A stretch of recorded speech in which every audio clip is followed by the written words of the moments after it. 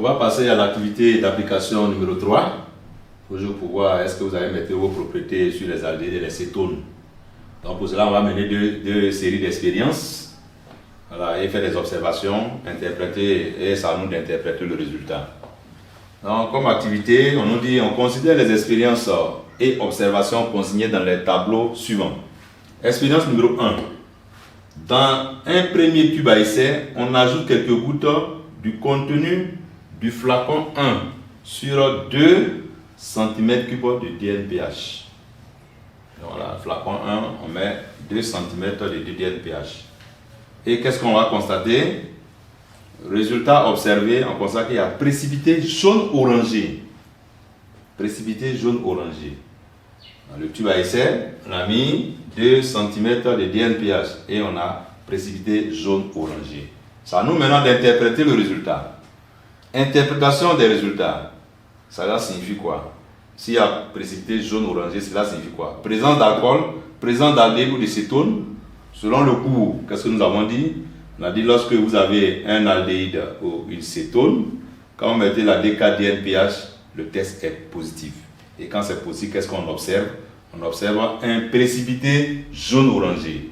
Donc ici, ça veut dire quoi? L'interprétation, cela montre que la présence d'aldéhyde ou de cétone.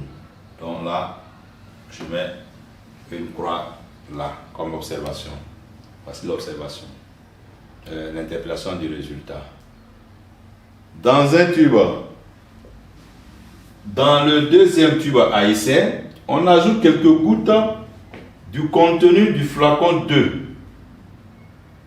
Contenu du flacon 2 sur 2 cm3 de DNPH. Là aussi, vous avez un deuxième tube à essai, on ajoute 2 cm3 de DNPH. On constate également que quoi? Nous avons un précipité jaune-orangé. Cela montre la présence d'un composé carbonylé. Cela montre la présence d'un éther oxyde. Cela montre quoi? Il y a aldéhyde ou cétone, bien sûr. S'il y a aldéhyde ou cétone, les aldéhydes et cétones, on les appelle les composés carbonylés. Donc, qu'est-ce qu'on peut choisir? On peut choisir comme interprétation présence de composés carbonylés. Voilà pour ce qui est de l'expérience numéro 1. Donc, la deuxième expérience, on va passer à la deuxième expérience qui nous dit quoi? Ajout de quelques gouttes du contenu du premier tube à essai. Le premier tube à essai qui était là, on met maintenant quoi? On met le réactif de TIF. Et on constate qu'il n'y a pas de coloration. Cela montre quoi? Il y avait aldéhyde ou cétone. Donc la consigne ici pour les deux expériences c'était quoi? Mets une croix dans là où les cases correspondant à là où les bonnes réponses. Donc c'est à moi de mettre les croix dans les bonnes, dans les cases. Si c'est une case, je mets croix. S'il y a deux cases, les deux cases, je mets les deux croix. Voilà, si c'est j'estime que ce sont des bonnes réponses. Donc ici, on va ajouter quelques gouttes du contenu du premier tube à essai sur le réactif de TIF. Voilà. Or, le premier tube à essai, on a dit quoi là-bas? Il y avait présence d'aldéhyde ou de cétone. Lorsqu'on met cette fois-ci, on constate qu'il n'y a pas de coloration. Cela montre quoi? Cela montre la présence, s'il n'y a pas de réaction. Or, on savait qu'il y avait cétone ou aldéhyde. Mais s'il n'y a pas de coloration cette fois-ci, le test est négatif. Si le test est négatif, cela montre qu'il y a présence de cétone. Lorsque vous avez des cétones, ça veut dire que le test est négatif avec le réactif de TIF. On passe à la dernière. Ajout de quelques gouttes du contenu du deuxième tube à essai sur le réactif de TIF.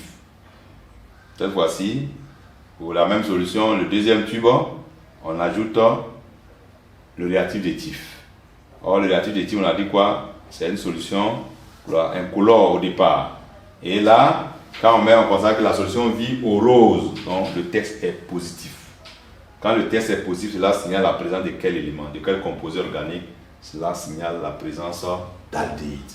Donc, je mets une croix à ce stade. Aldéhyde. Donc, on récapitule un peu.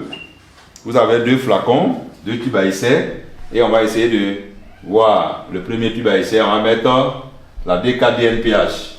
On constate qu'il y a précipité jaune-orangé. Cela montre quoi? Soit il y a aldéhyde ou bien il y a cétone. Un deuxième tube à essai. On met, vous avez une solution et on met de la DKDNPH encore. On constate qu'il y a précipité jaune-orangé. Soit il y a aldéhyde ou cétone. Or, aldéhyde et cétone sont appelés des composés carbonylés. Donc c'est présent de composés carbonylés.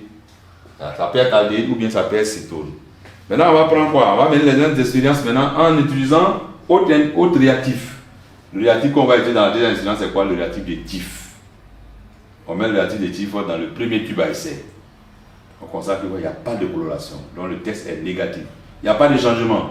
Et quand il n'y a pas de changement, or nous on sait qu'auparavant il y avait aldéhyde ou cétone. Donc s'il n'y a pas de changement, ça veut dire quoi? Ça veut dire que nous avons présence de cétone. Dans un autre, on mène encore la même réaction, cette fois-ci avec le tube numéro 2. On constate qu'il y a la solution vie au rose en utilisant le réactif de TIF. Donc il y a eu un changement, le test est positif. Quand le test est positif, ça veut dire quoi? Il y a présence d'aldéhyde. Donc dans le tube 2, on constate que c'est l'aldéhyde qui était là.